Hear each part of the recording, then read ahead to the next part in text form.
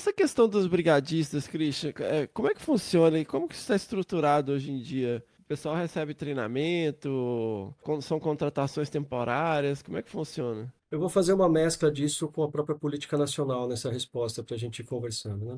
Hoje a gente não tem no Brasil uma ocupação do brigadista florestal, né? Infelizmente não. Quando saiu o Código de Vegetação Nativa em 2012, né, o novo Código Florestal, apelidado, né, como novo Código Florestal, ele tem no seu capítulo 9 lá o capítulo de gestão e manejo do fogo, né? Foi a primeira lei que falou do uso do fogo com fins ecológicos, né? E ele traz uma coisa inovadora ali também, que é a questão do povos indígenas e tradicionais nos seus territórios, né, incluindo quilombolas, não precisam de autorização do uso do fogo para sua manutenção de vida, sua sustentabilidade cultural e econômica, né? Não veio à toa, né? Quando isso estava sendo construído, discutido, a nova lei, o ICMBio contribuiu, o IBAMA contribuiu, né? Teve uma audiência pública com o Leopoldo Coutinho, que é o primeiro ecólogo do fogo no Brasil, quando ele fez o doutorado dele na USP em 79, com fogo no Cerrado. Vânia Pivello, que foi sua orientada, hoje ela é professora da USP também em Ecologia do Fogo. Então, conseguimos colocar isso lá dentro. Aí ele vem a obrigatoriedade de você regulamentar essa lei, né? Você teria que ter um decreto para regulamentar a lei. Mas quando a gente fez o primeiro grupo de trabalho, a gente sentiu a necessidade de criar uma carreira de brigadista, uma ocupação. Isso não pode ser por Uhum. decreto, tem que ser lei. A gente precisava ter um fundo para sustentar isso, né? E queria que os estados e os municípios e a sociedade civil também tivessem atribuições, pensando na história da responsabilidade compartilhada. Essa é a tônica da política nacional. Isso é o que rege todos os artigos que estão lá dentro. Responsabilidade compartilhada. E a gente queria um comitê nacional semelhante ao CONAMA para gerenciar e regulamentar isso, para que eu não precisasse ter decretos o tempo inteiro, eu poderia fazer isso por resoluções. Então, isso precisava de lei, por isso que demorou mais tempo para sair.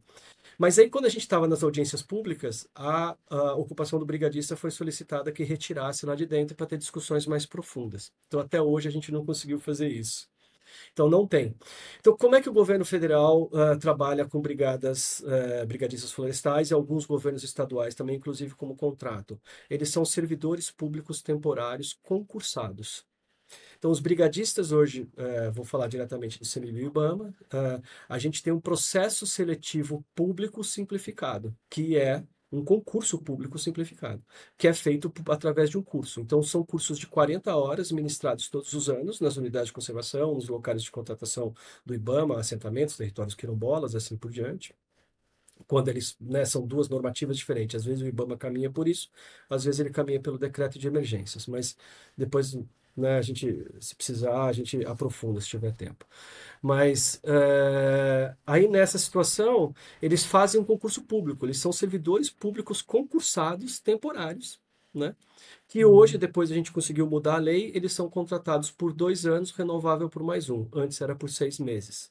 Porque era só resposta, supressão, combate. Agora não, Sim. agora é gestão de território. Então eu preciso ter gente no território todo dia, conversando com as pessoas, ajudando no processo de queima, ajudando nas avaliações dos resultados, essas coisas todas. Então a gente tem um processo continuado nisso, né?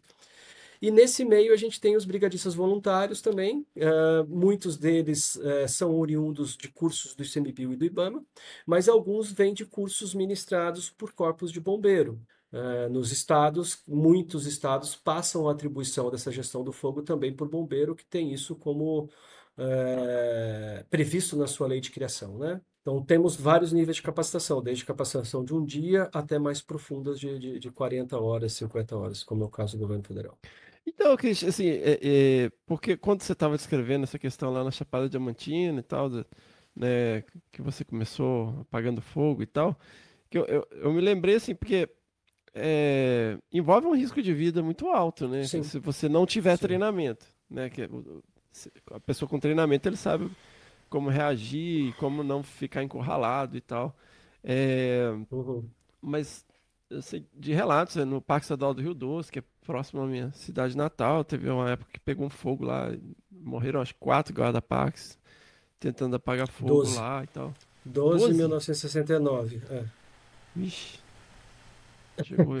Então, Não, metade esse do foi o de parque pegou 69, fogo. né? De É. 69. Isso. E até hoje, né? É notório que de um lado do parque tem epífita, do outro tem menos e tal. Uhum, Interessante. uhum, uhum, Mas uhum. isso eu lembro que me marcou muito. A gente foi fazer uma visita no parque e tal. E aí tem sempre esse relato, né? É, hoje, o treinamento que acontece, assim, né? Não basta ser voluntário, você tem que saber o que está fazendo, né? Sim. Essa é uma discussão bem complexa.